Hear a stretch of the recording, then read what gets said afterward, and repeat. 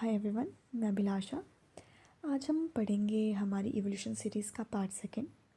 Part one में हमने पढ़ा था लेमार्किज्म के बारे में, जिसमें हमने डिस्कस किए थे मेन पोस्टुलेट्स, क्या क्रिटिसिज्म उनको फेस करना पड़ा था और उनके पोस्टुलेट्स के कुछ एग्जांपल्स। आज हम पढ़ेंगे चार्ल्स डार्विन की थ्योरी के बारे में। चार्ल्स डार्विन एक ब्रिटिश नेचुरलिस्ट थे। उन्होंने अपनी famous book on the origin of species 1859 में अपनी थ्योरी एक्सप्लेन की थी, जिसे हम कहते हैं डार्विनिज्म। उन्होंने बोला इवोल्यूशन एक नेचुरल प्रोसेस है जिसमें ऑर्गेनिजम्स ग्रेजुअली चेंज होते हैं और इन्वायरमेंट उन ऑर्गेनिजम्स को सिलेक्ट करता है जो सर्वाइव करने के लिए बेस्ट अडेप्टेड होते हैं।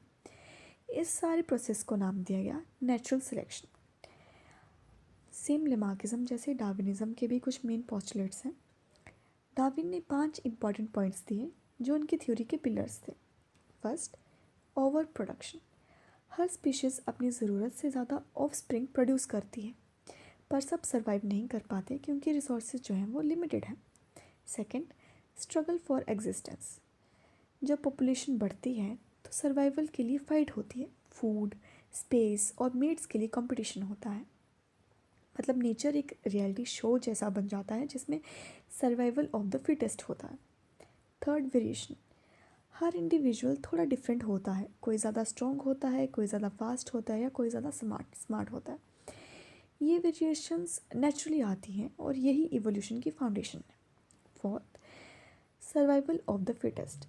जो ऑर्गेनिज्म इन्वायरमेंट के लिए बेस्ट अडेप्टेड होते हैं वही सर्वाइव कर पाते हैं, बाकी या तो प्रेडेटर्स का शिकार हो जाते हैं या उन्हें इवोल्यूशन ना होने के कारण उनकी डेथ हो जाती है।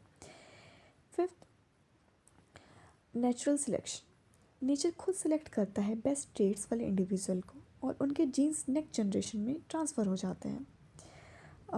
सिंपल वर्ड्स में नेचर जो है अल्टीमेट जज है। अब एग्जाम्पल के बिना थ्योरी इनकम्प्लीट है।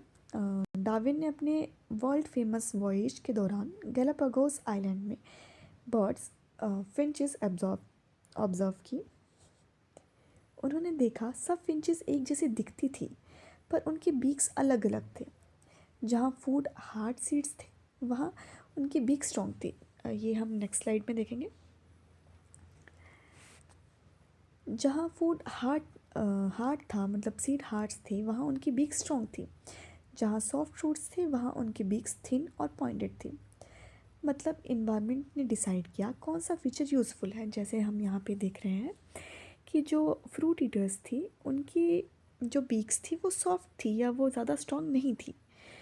और जैसे ही हम साइड में देख रहे हैं जो सीड ईटर्स थे उनकी बीक्स जो हैं वो स्ट्रॉन्ग हैं।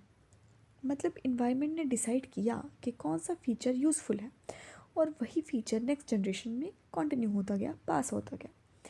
एक इस एग्जाम्पल ने नेचुरल सिलेक्शन को परफेक्टली प्रूव किया। अब डार्विन के पास अपनी थ्योरी को एक्सप्लेन करने के लिए एविडेंसेस थे। First, fossil records.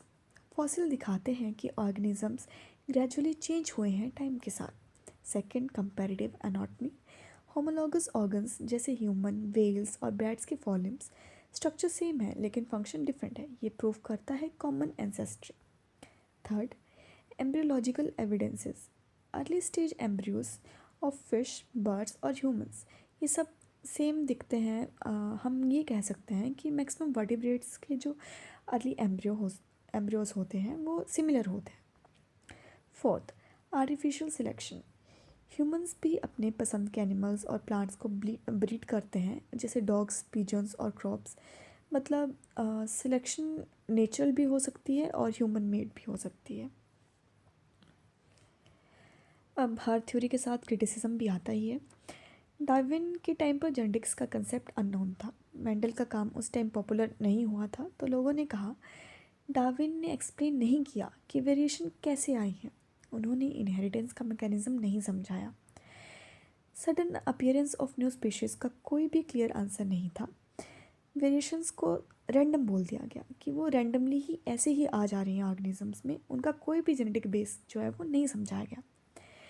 पर फिर भी उनकी थ्योरी को सबसे इम्पॉर्टेंट कंसेप्ट माना जाता है क्योंकि इसमें उन्होंने एक्सप्लेन किया था नेचुरल सिलेक्शन को। नेक्स्ट स्लाइड पे हम पढ़ेंगे नियो डार्विनिज़्म के बारे में। Thank you.